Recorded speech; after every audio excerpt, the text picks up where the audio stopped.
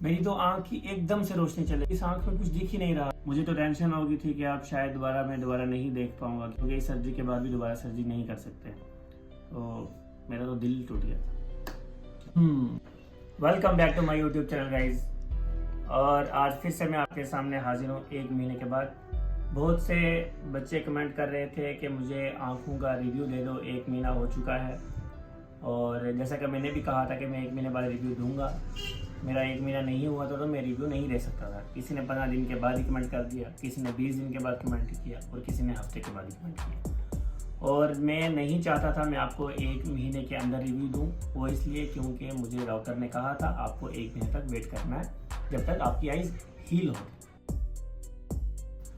अब मुझे 1 महीना कंप्लीट हो चुका है और कल मैं गया था दिल्ली डॉक्टर के पास और वहाँ पे मैंने अपनी आई चेकअप करवाई।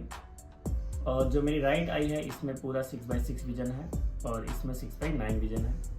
अब इसमें 6/9 विजन क्यों है इसकी डिटेल मैं आपको पहले ही वीडियो में दे चुका हूँ, उसके लिए आपको वो वीडियो जाकर देखनी पड़ेगी। वहाँ पे मैंने बताया है कि मुझे क्यों इसमें 6/9 विजन है। और अब मैं जब गया तो उन्होंने मुझे चेकअप किया और मुझे एक आई ड्रॉप दिया है डालने के लिए, अलग से नया दिया। उन्होंने कहा है कि आपको ये ऑपरेशन के बाद 6/6 था टेस्ट में और ये 6/6 आएगा या आ सकता है, तो इसलिए वो मैंने ले लिया है। तो अब मैं डालूंगा और बोला 2 महीने वेट करो, तो 2 महीने के बाद मैं आपको भी अपडेट दे दूंगा। अब हम देखते हैं, और कमेंट किया था इसके बारे में कि आँखों में ग्लेर तो नहीं है। तो स्टार्टिंग में ग्लेर था जो धीरे धीरे कम हो रहा है और अभी भी कम हो रहा है। अभी भी बाहर जाता हूँ गाड़ियों में, पहले के मुकाबले में बहुत कम है, बट स्टिल अभी भी मुझे लगता है नॉर्मल आई के मुकाबले में ग्लेर अभी भी है। और कुछ हेलोज बोला था, वो तो नहीं लगा मुझे, फर्स्ट डे से ही नहीं लगा। और दूसरा ये कि पानी में जा सकते हैं आँख खोल के नहीं। तो ये मेरी वीडियो है, इस वीडियो में आप देखो मैं पानी के अंदर गया हूँ।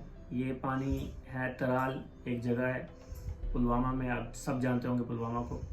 वहाँ पे एक जगह है तराल, और तराल में भी एक जमा लाम, वहाँ पे मैं गया हूँ। वहाँ पे ये पानी है, काफ़ी ठंडा पानी है और इस ठंडे पानी में मैंने आँख खोली हुई है तो मुझे कोई प्रॉब्लम महसूस नहीं हुई।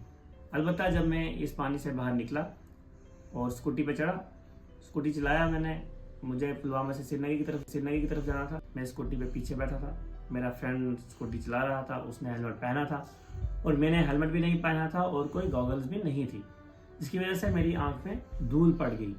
अब धूल से मैं जब उतरा श्रीनगर के थोड़ा सा पहले तो मैं अंधा हो गया था, मेरी एक आँख में कुछ दिख ही नहीं रहा था और मैं परेशान हो गया, मुझे नहीं दिख रहा है। मैंने आई सामान चौधरी को उसी वक्त कॉल की हॉस्पिटल में, इमरजेंसी में। उन्होंने मुझे कहा कि आपको दिल्ली आना पड़ेगा, उसके बिना हम कुछ नहीं बता सकते। फिर मैं भी टेंशन में पड़ गया कि यार ये क्या सर्जरी अनसक्सेसफुल होगी क्या। अब मुझे टेंशन पड़ गई कि मैं तो अंधा हो गया।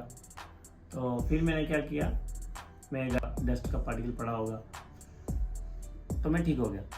अलबत्ता यह है कि आप आँख खोल भी सकते हो, पानी में आँख बंद भी कर सकते हो, बाहर जाओ तो भी अगर आप धूल से हिफाजत कर रहे हो तो कुछ नहीं होगा।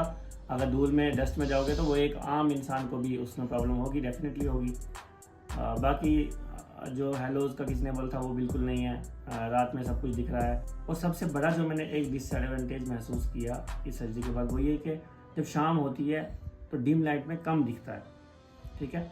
मतलब डिम लाइट में आपको लगता है जैसे डिम लाइट अगर शाम की 5-6 बजे की है तो आपको ऐसा फील होने लगेगा शायद ज़्यादा डार्क है।